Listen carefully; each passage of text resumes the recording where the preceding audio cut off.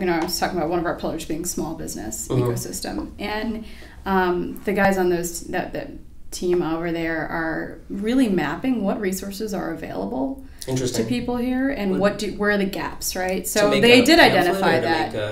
A website? It's gonna be cooler than that. It's actually gonna be interactive. It's rolling out in early 2019. So can you tease us a little bit? They have a few tools coming out. So they have one that we will be the second city in the country to get it after Seattle. Dang. It's customizable data about New Orleans with the goal of helping businesses make decisions. The second tool, though, is more of their resource guide, because what we find here is a lot of people, if you have a construction company and they employ only, say it's just 4 guys, right?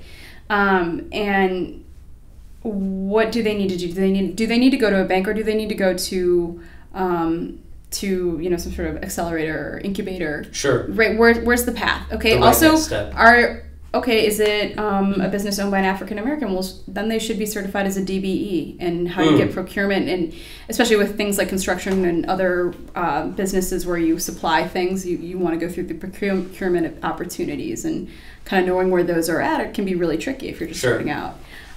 So this second resource will be more towards that end. But along with that, a lot of what they've done is really map out in the city where are the opportunities.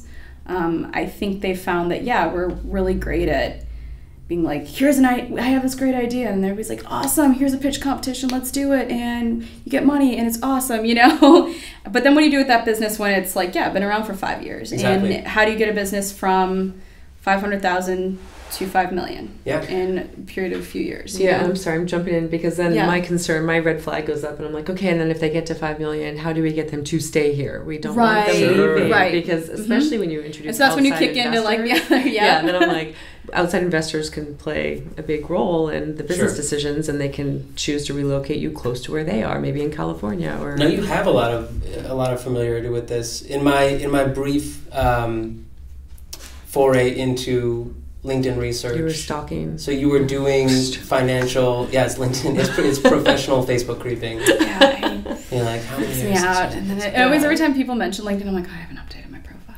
I know. How will they know the cool things I've done? I don't like writing about myself. In this. You worked quite a bit in the financial planning world. So do you have experience on the investor side of things?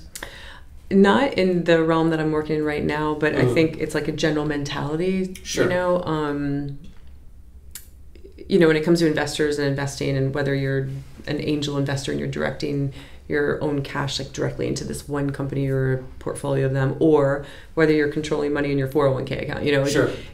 Everybody has different levels of risk, and you need to understand, at least to a certain degree, what exactly it is you're putting your money in. Yeah.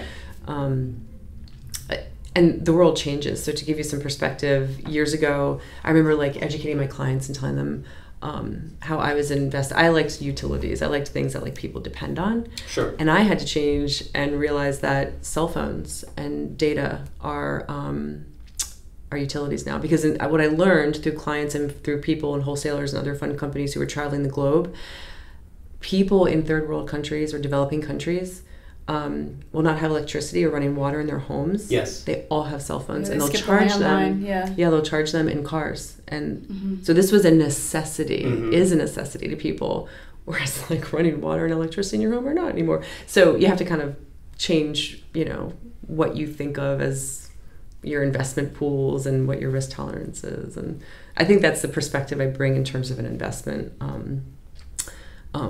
vision. But today I had meetings with Louisiana Funds, and they're a very successful venture capital firm in Baton Rouge. They focus on the life sciences and bio arena, and it helps me to be able to speak to these people because of my background. And one guy's a CPA, and my brain's not nor organized that way, but at least I can like have conversations and then understand what data I need to make things happen for our community. So it's translating in a sense. Exactly. That's all that it is that you have to understand what the language of somebody who's going to invest their capital into an ecosystem is, in the same way that a business owner needs to understand what it is that somebody's looking for that will determine the viability of what their thing is, you know? Exactly. And you know, you just made me think of another example is what I'm learning in this whole bio world is that so many of these startup companies, when they get to certain growth stages, like maybe around their Series A funding level, which is kind of like, all right, now we're a big boy, now we're really playing, they hire external CEOs. So that the idea person behind the company, who's still like controlling the ideas and the strategy, so to speak, knows the science or whatever behind it. Yes, they are not well suited, or the best fit for a CEO who has to go out and raise money and speak with the public face, and so it's very interesting.